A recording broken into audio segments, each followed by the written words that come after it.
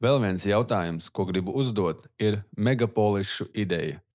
Megapolises ir jebkura pilsēta ar vairāk nekā 10 miljoniem iedzīvotāju. Jūs domājat, wow, tādas lielas pilsētas, wow, jo tur ir iepirkšanās centri un debesskrāpji. Tas ir lieliski. Nē, draugi.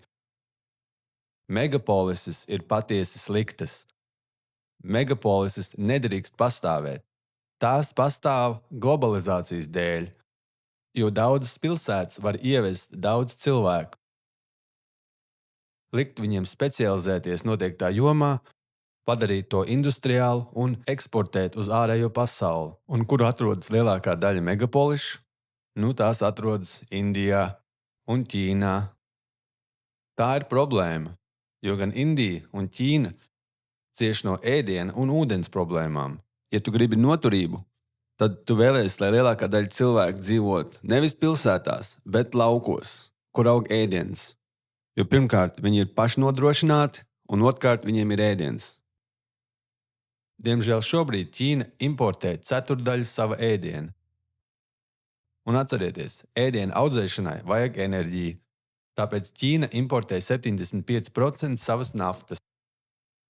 Tas uzdod jautājumu, cik noturīga ir Ķīna? Bet ne tikai Ķīna, bet jebkura liela valsts ar megapolisi vai pārāk daudz megapolišu, piemēram, Indija, nākotnē saskarsies ar problēmām.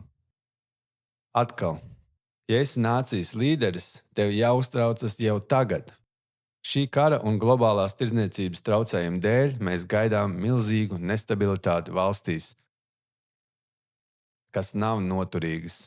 Tām, kur maz brīvības, ēdiena problēmas un ūdens problēmas. Tāpēc redzēsim revolūcijas, karus, badu, kas noved pie masveida migrācijas. Un šīs migrācijas tendences jau ir redzamas. Cilvēki no Āfrikas, Tuvajiem Austrumiem dodas uz Eiropu.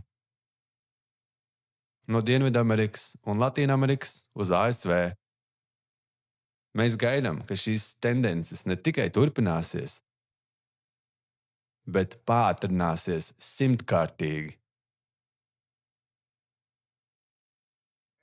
Jūs domājat, labi, ko Eiropa un Ziemeļamerika var izdarīt? Uzbūvēt sienas?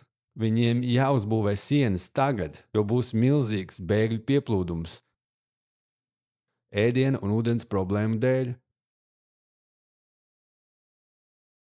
Diemžēl Eiropai un Amerikai ir vēl viena milzīga problēma – novecošana. 2020. gadā violetajā valstis ar nozīmīgu veco iedzīvotāju skaitu. 2050. gadā visa ziemeļu puslode būs ar nozīmīgu veco iedzīvotāju skaitu. Industriālās ekonomikas noveco ātri. Tāpēc viņu vienīgā opcija ir ievest lēto, izmisīgo darba spēku no dienvidiem, kas bēg no konflikta zonām, lai uzturētu savas ekonomikas.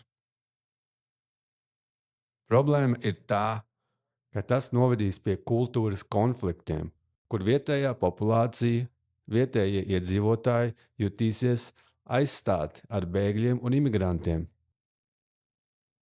Tas, visticamāk, novedīs pie pilsoņu konfliktiem Ziemeļamerikā un Eiropā.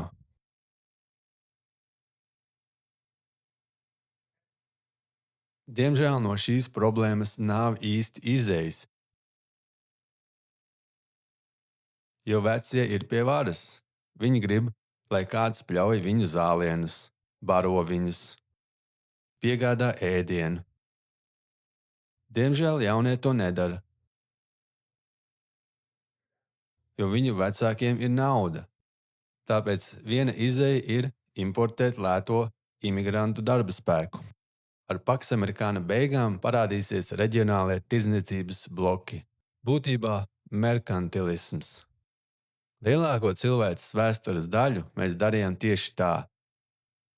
Nebija vienas varas, kas kontrolē visu pasauli, Varbūt bija lokālais kungs, kas garantēja tirdzniecību starp sabiedrotajiem. Tu neeksportēji citiem, tikai savā reģionālajā blokā. Un tāpēc mēs dodamies atpakaļ.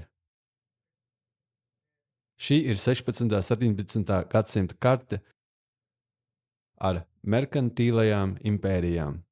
Briti, portugālieši, francūži, spāņi. Viņiem bija savi tirdzniecības tīkli.